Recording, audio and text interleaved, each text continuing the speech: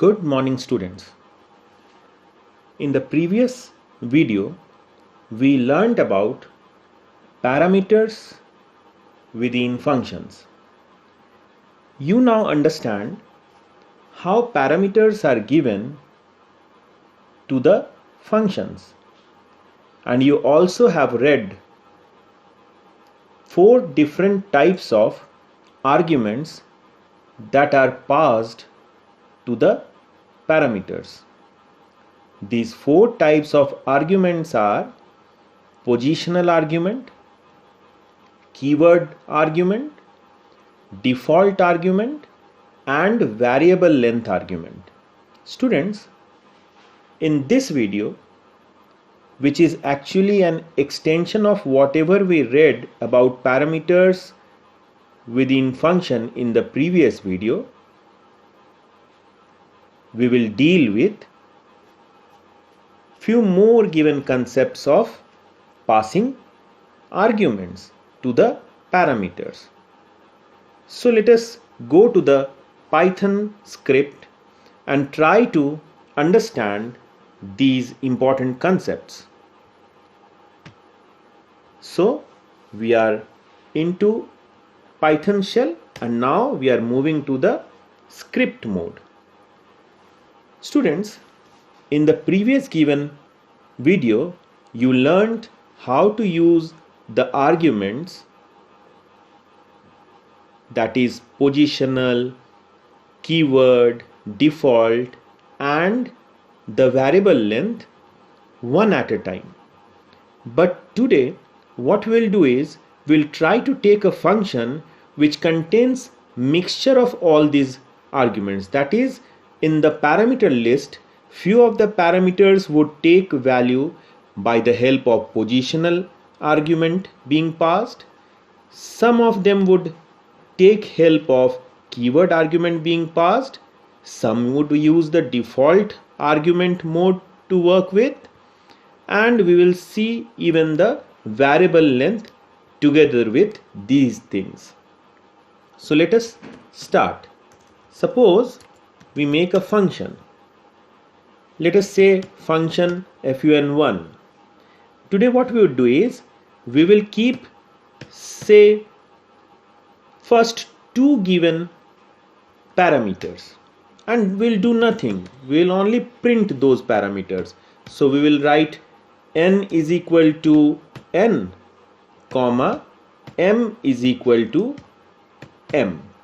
And again today we'll try to run this and understand few concepts about it. Suppose I want to execute fun1 and I pass 10, 20. So you will well say that yes, it is going to work, and n is going to get 10 and m is going to get 20, and due to the positional argument passing, it is working. So students, you are right at it. What we'll see is n would get 10 and m would get 20. So let us save the file by a name and see. So n gets 10 and m gets 20. Students, in the previous given video you also understood how we can give the keyword based argument. So this can be an example of keyword based argument, and here you now understand that m is going to get 10 and n is going to get 20. So let us run it and see. Yes, n gets 20 and m gets 10. So these two are state of art example of position, and the second is a pure example of keyword arguments. Let us try to mix them. Now how we will mix them? Let us put, say, first one by position and second one by argument.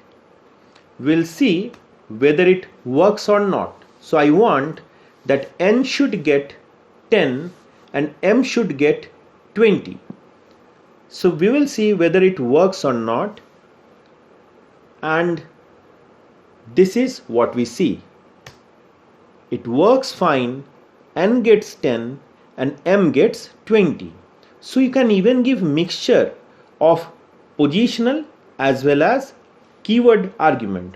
One can take a positional value, that is N is here taking a positional value and M is taking a keyword argument. Let us do something more to it. Let us put keyword here and positional here. Students, it may look fine, that is N is going to get 10 and M is going to get 20. But students, here I'll tell you that it is an error. Now why it is an error is because Python does not allow to give you a keyword argument before a positional argument. Now what I mean by that? This is an error. Why it is an error?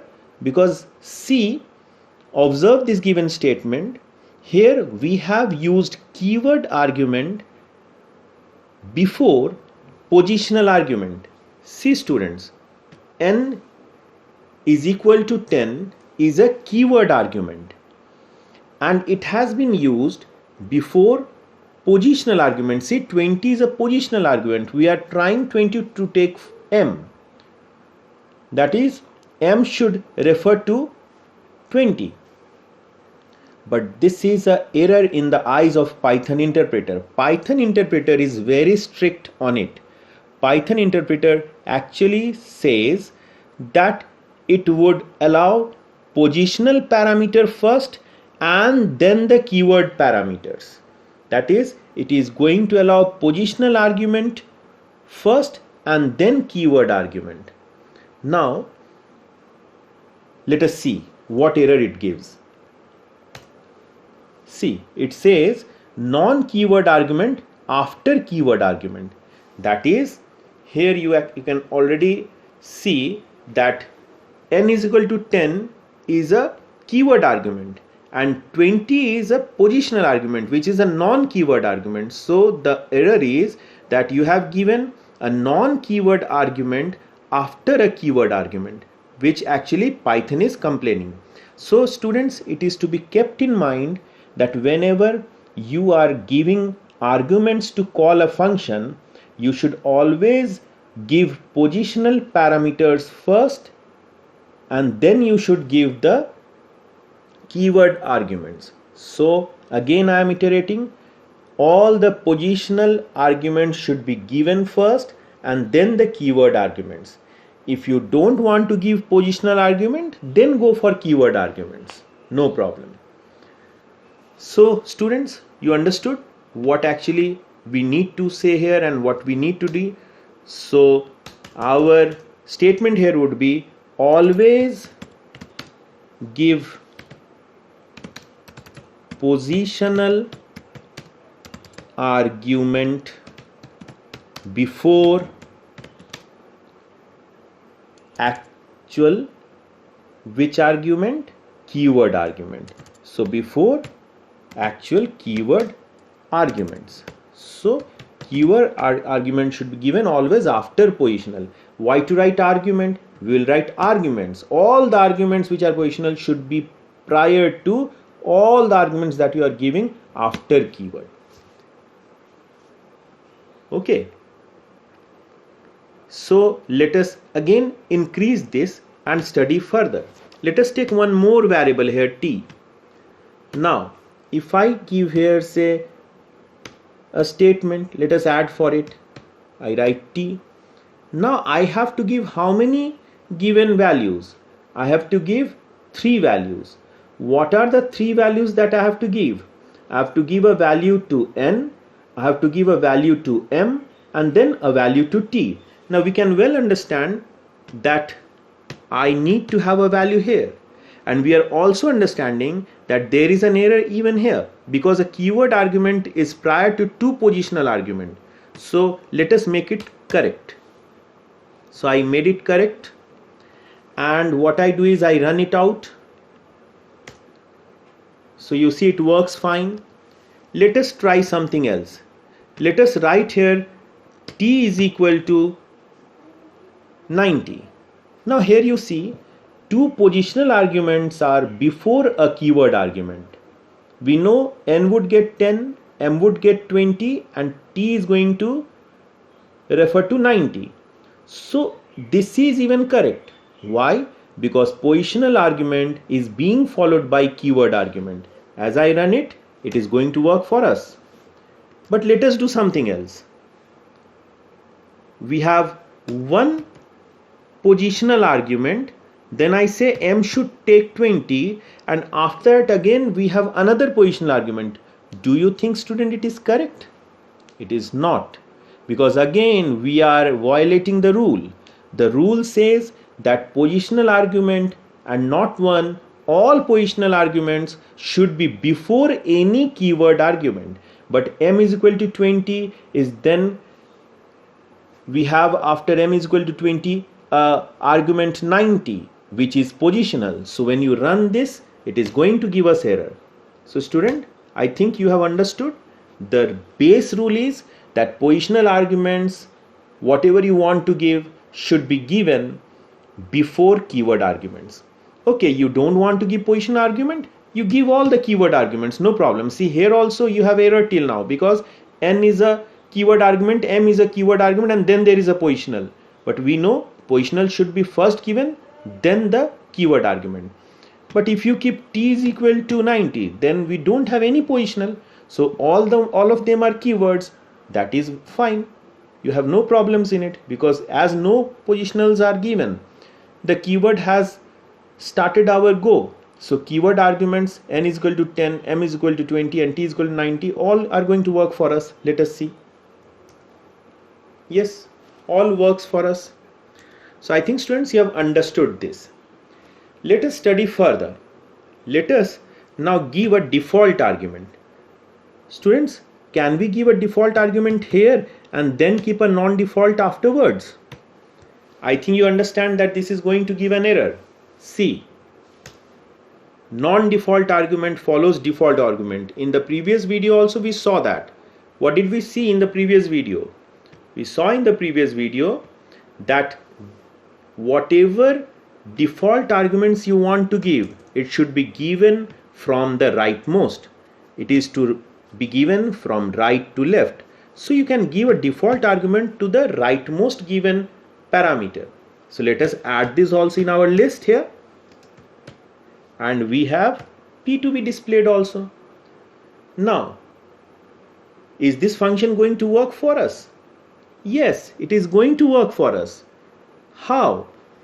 As n gets 10, m gets 20, t gets 90, and p has its own 70, so they would work fine together. Let us run it. See, it is working. Now again, so this is not error, this is the previous error that is coming out. Now again, let us now try to do something here. N is equal to 10, m is equal to 20. Students, can we leave this as simple 20? Again, you would understand that no, we cannot, because if I am going to leave this as simple 20, then a keyword n is equal to 10 is prior to positional argument, which is not allowed. But if I make this also 10, then it has no problems. We have two positionals and then one keyword. So keyword is being after the positional here. So keyword is being written after the positional. So it is to work fine. And one more thing you can do, you can even write here 90. But students, what does that mean? That n has 10, m has 20, t has 90, and p will take 90 when instead of 70. But students, do you see in this given call that after a keyword t is equal to 90, again there is a positional? So it is going to give us error. Let us see. Again error. Students, you can see that. What to do? If you want to give p something, you write p is equal to. So two keyword based after two positional based. And it is going to work for us. Let us see. See, it is working for us. It is working for us. So we have understood one thing very clearly, that if you want to give arguments, you are to give positional first and then the keywords. Let us now add some variable length also to that. So let us add, say, a star D, say we add. And what I write here is, I write one more statement, print, or let us take a for loop, we'll do it one by one. For I in D, print I equals to I, and let us give a end separator as space. So students, now what does this line mean? Function 1, can it work now? Let us see. Now n gets 10, m gets 20, t gets 90, p gets 90, star d now gets nothing. No problem. If even star d gets nothing, no problem. It would not show anything, but the others would show. Let us see. So see, it is not showing anything, but others are going to show. Now suppose I say that star d, you take something for yourself. But when I say that, again see the problem. 2 positional, then 2 keyword, then again 1 positional. Is the positional allowed? Is the positional allowed here? No, positional cannot be allowed here. Why? Because we know the rule. After keyword, there cannot be any positional argument. So, how to give the value there? You can give the value there. Do one thing. You remove these given keyword based things. So, if you remove the keyword based things, then what it means, see. N gets 10, M gets 20, T gets 90, P leaves it 70 and takes 90, and D is going to take 80. This is going to work for us. See, it is working fine. So what the rule says? The rule says you'll have to keep an eye on whether any given keyword argument is written previous to any positional argument or not. If it is written to some positional argument, previous to some positional argument, you should know that it is going to give an error. One more thing here you note, normally we read that default argument should always be the rightmost. But in case of variable length argument supersedes that given rule, and it can be even right to the default argument, because it may or may not take a value, and the default can work therefore. Now let us take another example here. I am changing the position of default and variable length. What I am doing is I am putting the default after variable length, say like this. Now see students, is this working for us or not? See, N has 10, M has 20, T has 90, say D takes 90 and P overrides 80. Are you sure? Is D going to take 90 only? Why D cannot take both the last things, that is 90 and 80, and P can work with its own 50? So there is a dilemma here for the interpreter. The interpreter is unable to understand whether you are giving it to D or you are giving it to P, the last one. Either you are giving that 80 to D or you are giving that 80 to P. So this is what the computer is actually thinking or actually trying to understand. Let us see what it says. It gives, see what it did. It gave 90 and 80 both to whom? To I. And what P got? 50. Let us see it again. Now 90 and 80 both has been taken by D. What saved you? The default argument that the rightmost had kept, that saved you.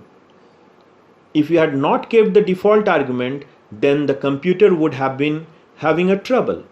But now, as you had a default argument, the interpreter chose that D should take 90 as well as 80 and P should work with the default value 50. Now what we will do is, we'll remove this. And what do you think, students? Now what would happen? Now there should be a problem.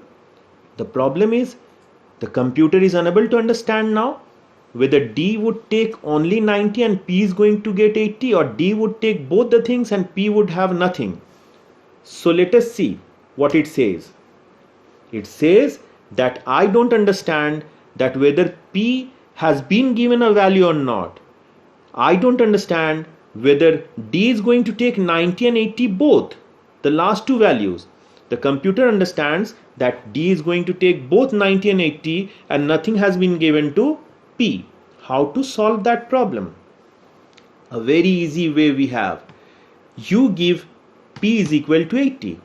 Now the computer is going to understand, okay, N gets 10, M gets 20, T gets 90, D takes 90 and a keyword argument after all the positional, so we have no violation of rule even, and P takes 80. So you now run it and see how it works. See, it is working fine. So the variable length took 90 and P took 80. So students, all the combination I have shown you how parameters are actually given and what is the basic rule that should be kept in mind. The basic rule is that you should always think of one given thing, that positional argument should always be given before and then keyword argument should be given. So this is the concept which you should always have. And you have also seen how all the arguments have been taken together.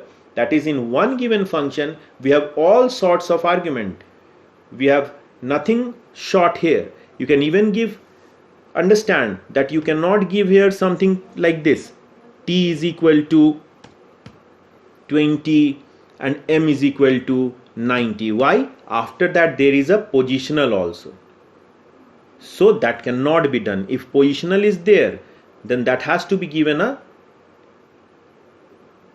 keyword argument based. Otherwise it is going to show an error. And you know, D would never take a keyword argument based. It always take a value directly. So we should remove these things and do it as we did. So this is how we work with the given calling. And when there are more than one types of arguments that are being used out of positional, default and the other two, that is keyword and variable length. So students, you have understood this? Next in our topic, student, we'll delete this and we'll understand the next topic which we have here. The next topic is about mutability and immutability. So what is mutability and what is immutability we'll understand for functions. So mutability versus immutability. Students, for that let us take a function. So function's name is say fun2 and I am putting a variable here, say L. What I do here is I want to give L a list. Now when I want to give L a list, how do I give that L to list? I will have to pass a list out. So let us understand how list is passed. I'll come here somewhere down. I'll write say list1 is equal to say 2, 3, 4, 5, 6. So I have a list and I'm passing that list to fun2. So what I'm writing, fun2 should take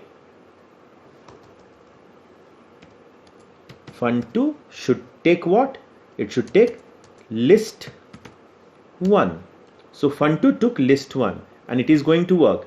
Where it is referring that list 1, it is referring the list 1 to L of fun2.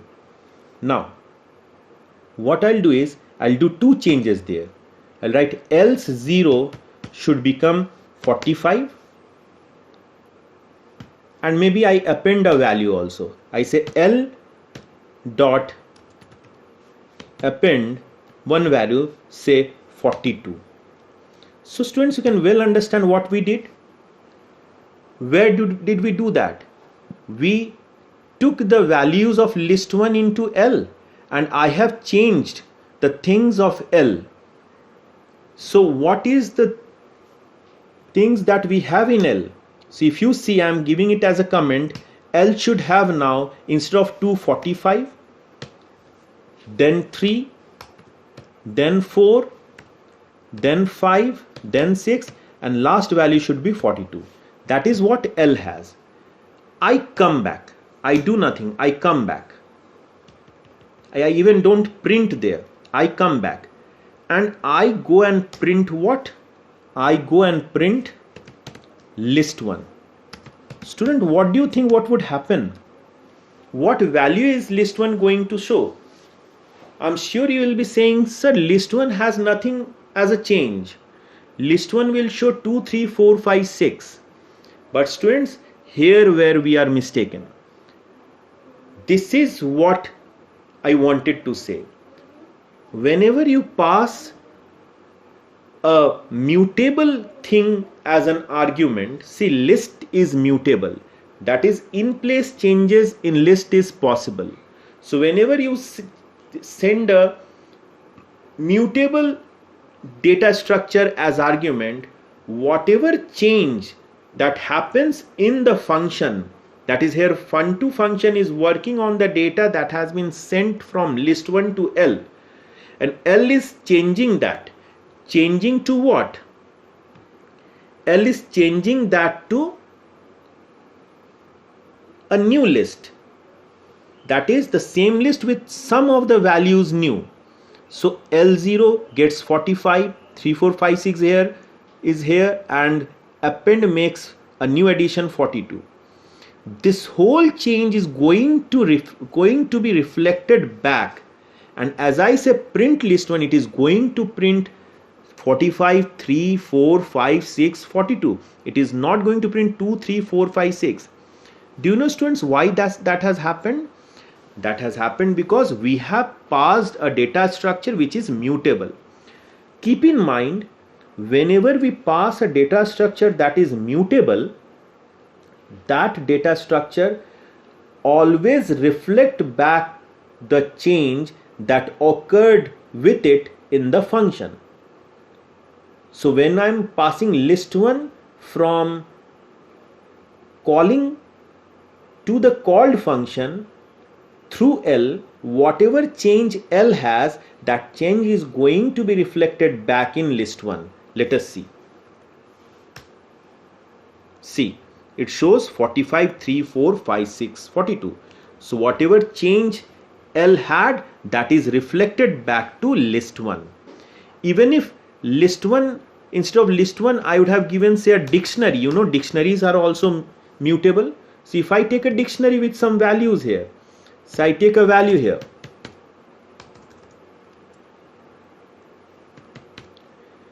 then I take another value here, and you see which bracket is there for the dictionary. We'll have to change the bracket also. We'll use curly braces. Let us delete all these things. How do we write a dictionary? We write a dictionary in this way.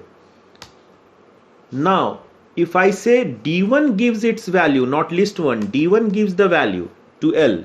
Now L is not a list. L is taking value from a dictionary. So L is also a dictionary.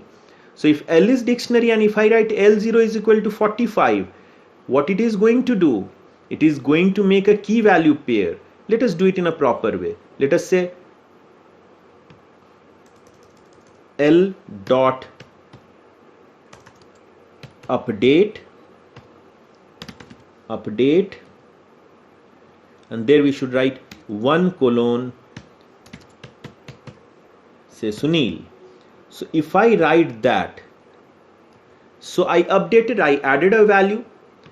We want to change, as dictionaries are also mutable, do the change that we did in fun2 gets reflected back at the calling part, that is from where we called, does it get reflected back?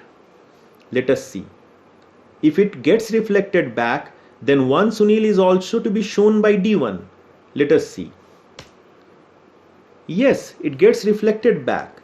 So what is the generic important statement that we should now understand?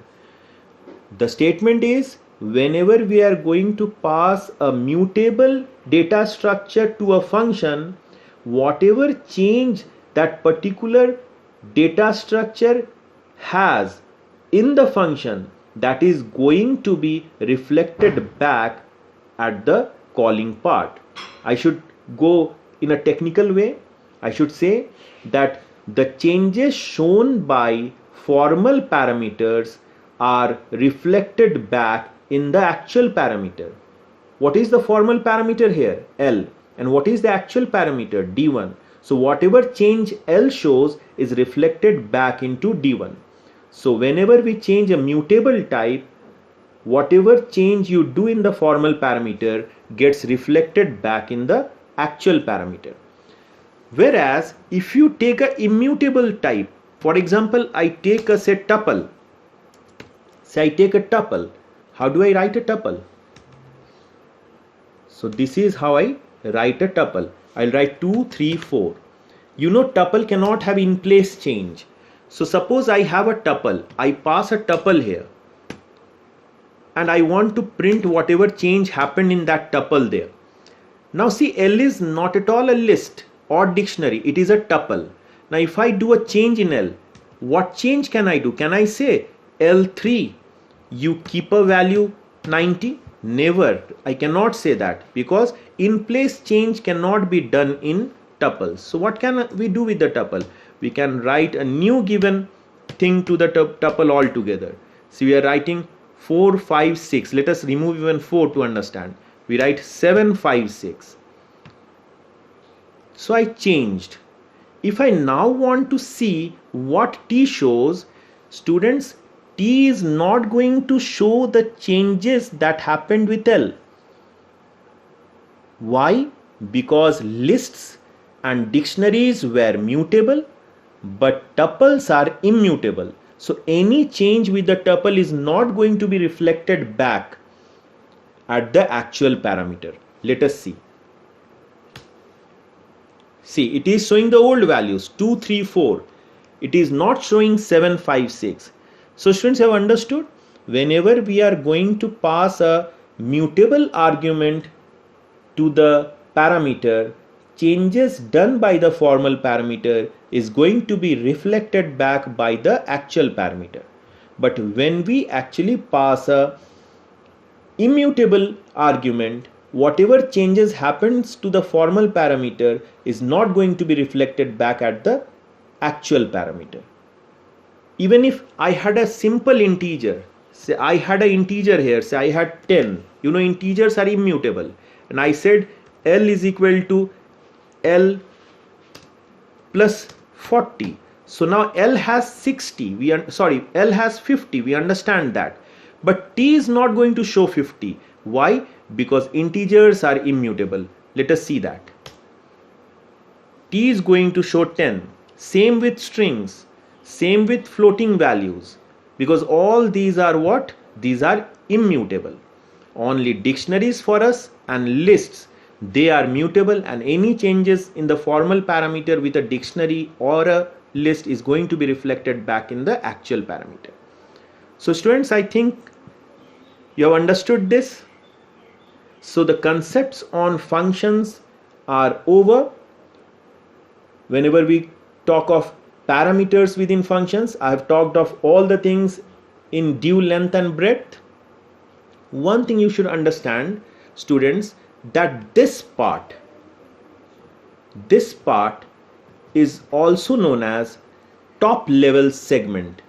That is from where actually the actual execution starts in Python is known as top level segment. So t is equal to 0 starts the top level segment, and function 2 is not in the top level segment. So whenever next we talk of top level segment, you should understand that yes, this given part is the top level segment, wherever we start execution of the program, actual execution. And this top level segment has a name. The name is init. This is the top level segment and the name is underscore underscore main. How we can see the name? You can see by printing something. See, I'll show you how we can see the name, what the name of the top level segment is. Always, whatever the program would be, the top level segment would have a default name, and that name is underscore underscore main, and that name is saved in a variable underscore underscore name. So the name is underscore underscore main. What is the name? The name of the top level segment is underscore underscore main, and that name is saved.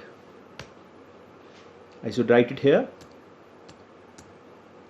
and that name is saved in underscore underscore name whenever the module is working, whenever the module is active. Otherwise, underscore underscore name underscore underscore keeps the name of the module.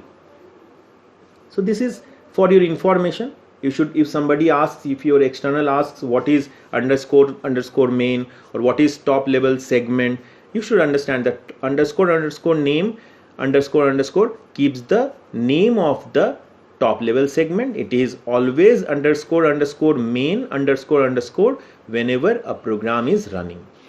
So you can see it. See, I printed underscore underscore name name, and it is giving me underscore underscore main. So students, we have talked of parameters within functions.